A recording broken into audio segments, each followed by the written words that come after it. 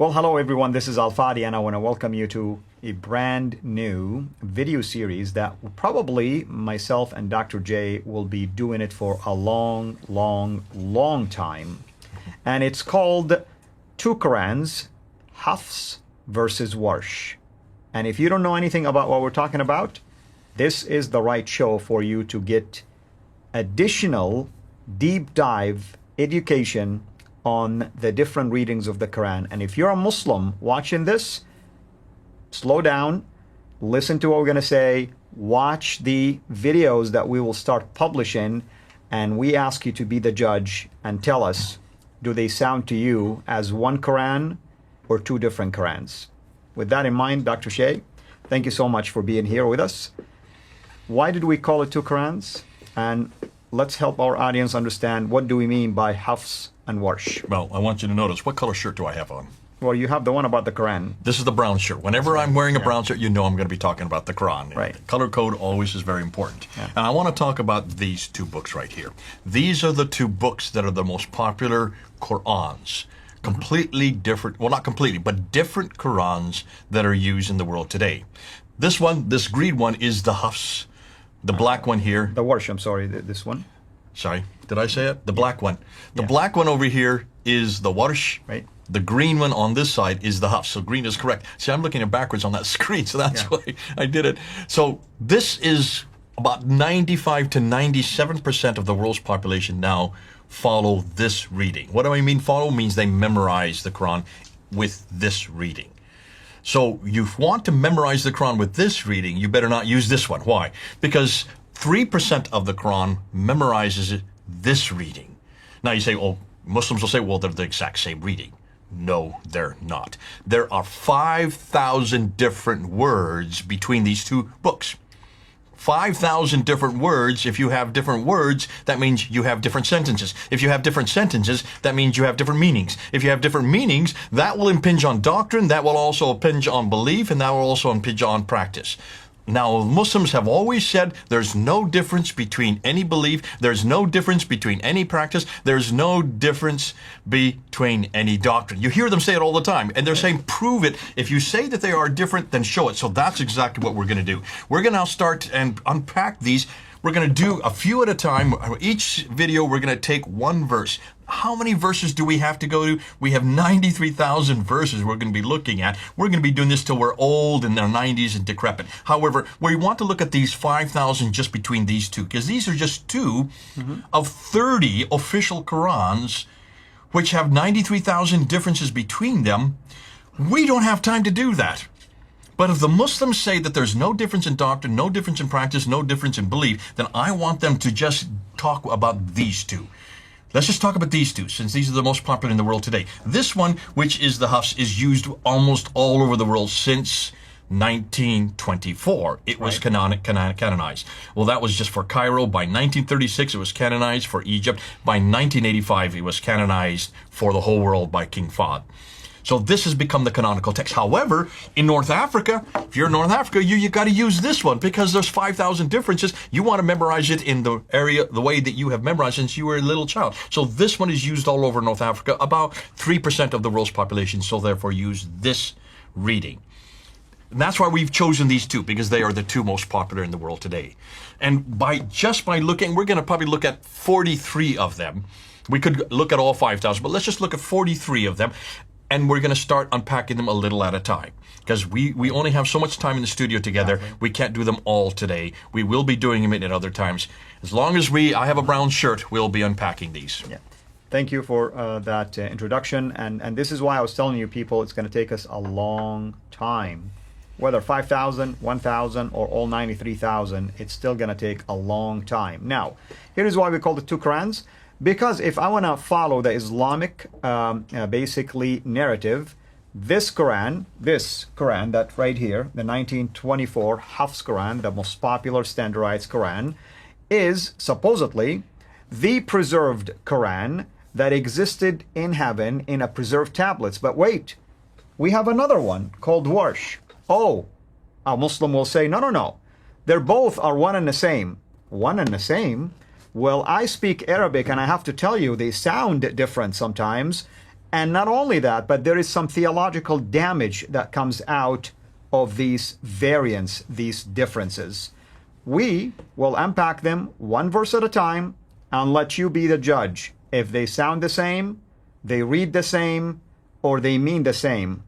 And you can decide for yourself if we're talking about one Quran preserved up in heaven or different Qurans, not to mention, of course, which one of them was revealed in the first place to the Prophet of Islam. And if they were all revealed, that's a whole different story, because we have different traditions about the surprise that the companions felt when they discovered that there were different ways to read the Quran. But this is not for this topic, and this is not for this video series. Now, remember, where do we find out how the Quran was written? We go to Al-Bukhari. Sahih Bukhari, Volume 6, Book 61, Hadith number 509 and Hadith number 510.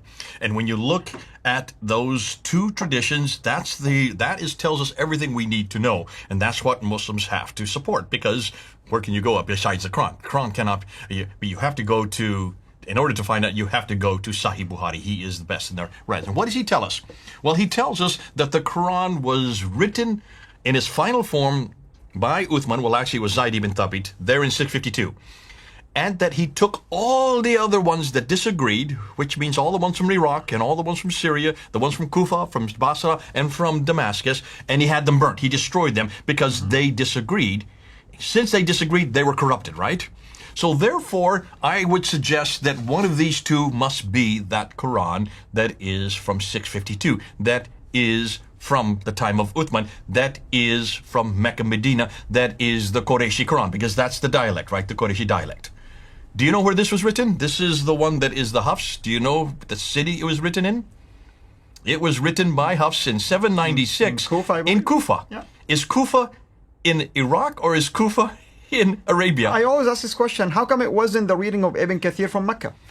Exactly. Or Nafi from Mecca. Why didn't they use one of the three major 10 ones that actually, when you look at all of them, you can see that this one was written hundreds of miles away and hundreds of years later, 144 years to be exact. Where is this one from? Warsh. Do you know where this is from?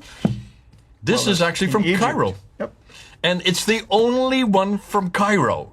It was chosen because it is the only one from Cairo. Well, how come the 1924 Cairo edition did not rely on Warsh from Cairo? Bingo. Why did they not go to this one? Why did Ibn Saud family there in 1985 use one of those readings that is from Mecca or Medina? And why in the world did they go to this one?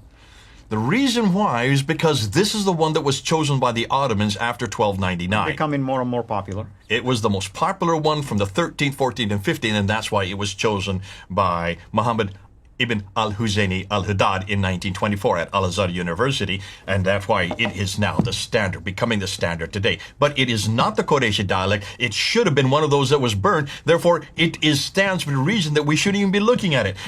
Now, stop and think yourself. Both of these Qurans are Arabic, right? Yes. These are not translations. That's right. Are they dialogical? Well, are they different dialogues?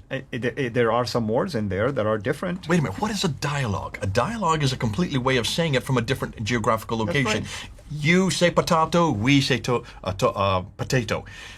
Potato is not a dialogue. Is not a not dialogue. Dialect. I meant dialect. That is not a different dialect. That is a pronunciation of one word. Mm-hmm. A dialect is a complete different words that are using completely different places at different times from different people. So in Britain, they say bonnet for that thing that comes up in the front of a car. What do we say here in the United States? It's the hood of a car. Yes. So hood versus bonnet, those are two completely different words with two completely different meanings. Well, not same meaning, but two completely different words. English in America and English in England are two different dialects. Am I correct? Right. That's what we're going to look at. We're looking at completely different ways of saying it, but the way that we're saying it has everything to do with 5 dots and 2 vowels. Am I correct? That's right. But the thing is here, even if a Muslim say, oh, you just said it's just different way of pronouncing it, if that's the case, then how come they have different meanings? The way it's pronounced. See, if it's just potato, we would agree with them. If it's just tomato, we would agree with them. If it's just bonnet, hood, we would agree with them. What we're going to find out, it's completely different words with completely different meanings. Right. And for that, start watching these videos, because we will do our best to keep it one verse at a time for ease of research and to help everyone find the right verse that they are trying to share with a Muslim, discuss with a Muslim, and even for a Muslim friend to come and find those variants one verse at a time. Thank you, Dr. J, and I'm looking forward, of course, to this series. Thank you, everyone. God bless. Thank you for watching this video. Be sure to like and subscribe to our channel, CIRA International, and click on the bell so that you receive notifications whenever we publish a new video or go live. I would also like to appeal to you to consider becoming a Patreon patron by clicking the link right below. By doing so, you can give towards the production of these videos. There are also other options for you where you can give to our channel. I thank you from the bottom of my heart.